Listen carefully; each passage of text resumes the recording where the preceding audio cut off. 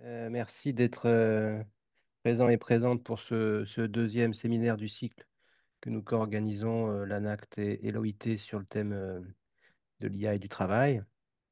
On a dans le programme de ce cycle convenu de voir un deuxième séminaire qui ferait plutôt focus autour des IA génératives.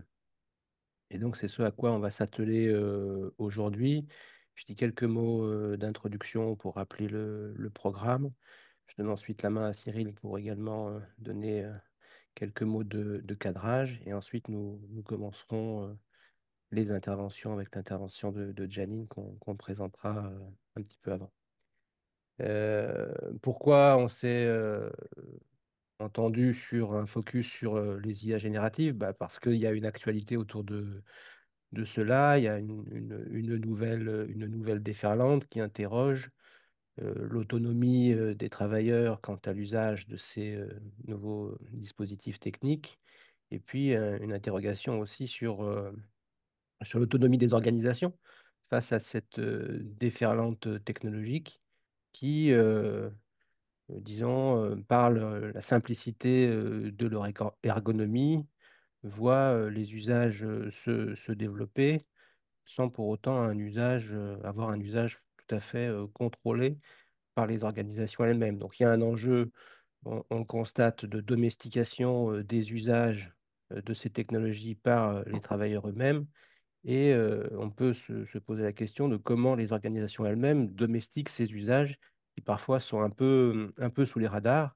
Peut-être un troisième niveau de questionnement, c'est au fond, quand ces technologies se déploient dans les organisations, on a l'impression que ce sont les travailleurs et les organisations qui tentent de domestiquer ces technologies, mais on peut aussi se demander si ce ne sont pas les fournisseurs de technologies qui, à l'occasion, domestiquent les organisations et les usages qu'en font les travailleurs. Donc c'est dans ce sens-là qu'on a essayé d'organiser la réflexion et la composition du panel d'intervenants. Donc le programme d'aujourd'hui, vous l'avez en ligne, il a été réactualisé et publié hier sur les réseaux sociaux. Donc on a une première intervention à 10 heures de Janine Berg.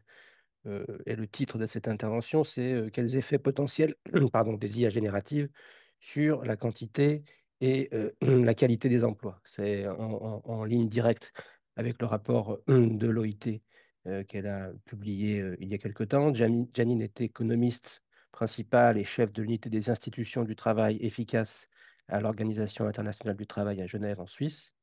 Depuis qu'elle a rejoint l'OIT en 2002, elle a mené des recherches sur les effets économiques et sociaux de la législation du travail, et elle a fourni une assistance technique aux mandants de l'OIT sur les politiques de création d'emplois et d'amélioration des conditions de travail.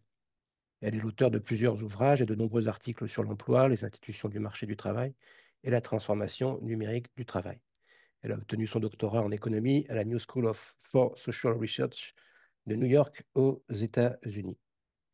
Nous avons ensuite une petite pause à 11h05 et nous reprendrons à 11h20 pour une intervention de Yann Ferguson, qui est donc directeur scientifique du Laboria, avec une intervention dont le titre est l'IA est-elle enfin employable? Donc Yann, il est sociologue, directeur scientifique à l'INRIA, donc directeur scientifique du Laboria. C'est un programme de recherche sur les effets de l'IA sur l'emploi, le travail et les organisations qui est mené en partenariat avec le ministère du Travail et de l'Emploi. Voilà pour la matinée. Yann est aussi lauréat de la Fondation pour les sciences sociales, hein. Il est, selon l'usine Nouvelle, un des Français, des 100 Français qui font avancer l'IA en France. Il est expert aussi au GPA. Voilà pour ce qui est de la matinée. Nous donc ferons une pause vers 12h25, 12h30. Nous reprendrons à 14h pour l'intervention de Lise Langlois avec une intervention intitulée IA générative dans l'éducation, quelles transformations et défis professionnels. Peut-être que vous connaissez moins Lise Langlois.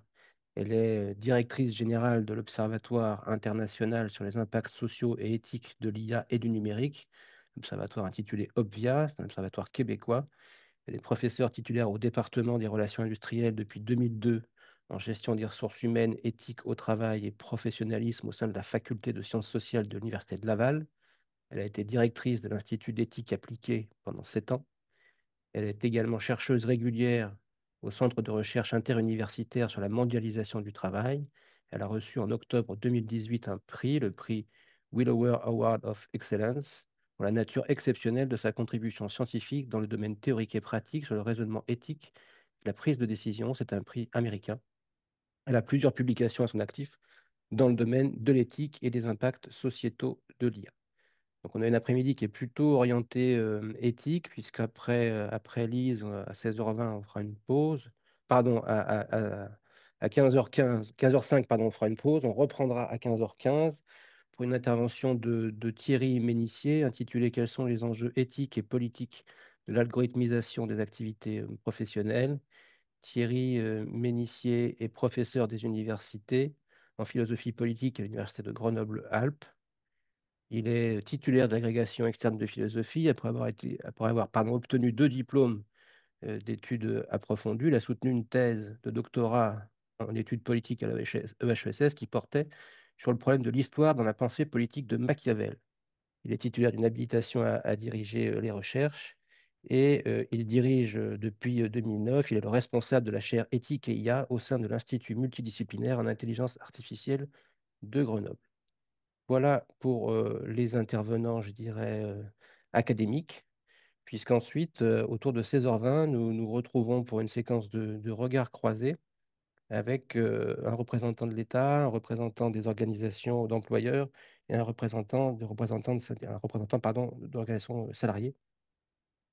Nous avons donc le plaisir aujourd'hui d'accueillir Magali Gounet de la DGEFP, Direction générale à l'emploi et la formation professionnelle. Nous accueillons également Franca Salis-Madinier de la CFDT Cadre et nous avons aussi le bonheur d'accueillir Ludovic de Carcouet, représentant du MEDEF Vendée. Voilà pour le programme. J'espère que vous y retrouvez. Cyril, je vous laisse la main pour quelques éléments de cadrage introductif. Merci beaucoup, Vincent. Mais écoutez, on est ravis à l'OIT de poursuivre ce cycle de webinaire avec l'ANACT. Moi, je vais me limiter à quelques mots pour essayer de faire le lien entre le premier webinaire et celui d'aujourd'hui, puisque le 10 octobre dernier, vous vous en souvenez, ce premier webinaire avait été l'occasion de préciser les enjeux soulevés par l'intelligence artificielle, et je pense qu'il pourra éclairer utilement les débats d'aujourd'hui. On avait souligné que avec l'IA et le travail, on touche à des questions qui sont liées à l'emploi, qui sont liées à l'organisation du travail, aux conditions de travail, mais on touche aussi à la question des droits, à la question des risques en termes de liberté et de protection des données personnelles. Et donc la question de l'éthique est importante. C'est surtout l'enjeu de la maîtrise, je crois, qui était vraiment ressorti comme essentiel, cette maîtrise qui constitue la condition pour que l'IA soit mise en œuvre de façon à améliorer la qualité des emplois plutôt qu'à la remettre en cause et à la dégrader. Et sans mesure adéquate, assurant, permettant cette maîtrise, l'IA peut intensifier la surveillance, le contrôle, entraîner des problèmes de stress accrus, augmenter les risques psychosociaux, réduire l'autonomie et, in fine, réduire aussi l'innovation.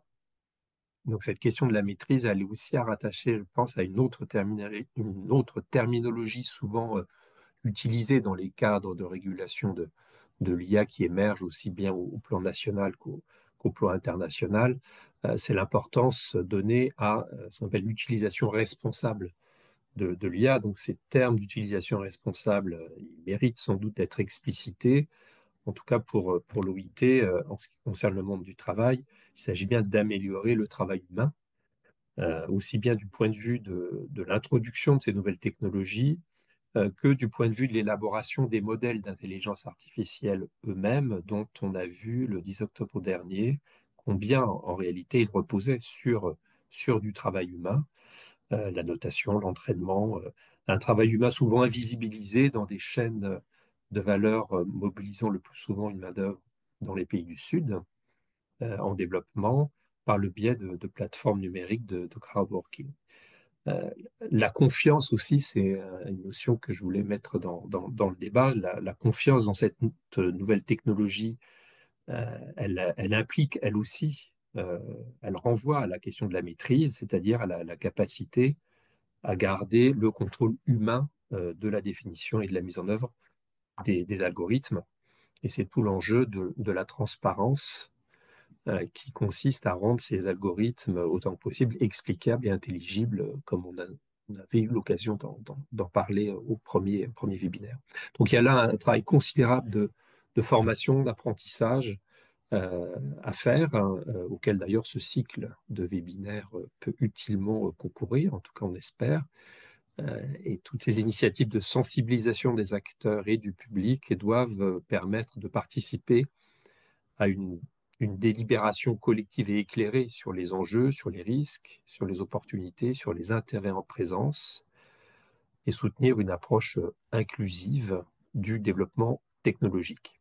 Ces initiatives, elles doivent relever du domaine public. Je pense que c'est important de souligner cet aspect-là et ne pas être exclusivement le domaine des fabricants ou des industriels. Et c'est bien dans cette perspective que s'inscrit le dialogue social et son importance donc pour définir les finalités et les objectifs poursuivis au sein du monde du travail par ces nouvelles technologies. Et je terminerai en soulignant, et Janine Berg peut-être, ma collègue Janine, il fera peut-être référence dans son propos, l'OIT vient de mettre en place un observatoire de l'intelligence artificielle qui a précisément vocation à encourager et à disséminer les résultats de la recherche sur l'intelligence artificielle et le travail, à faciliter la diffusion des meilleures pratiques et des innovations dans ce domaine et à garantir à tous les pays un accès autant que possible égal aux connaissances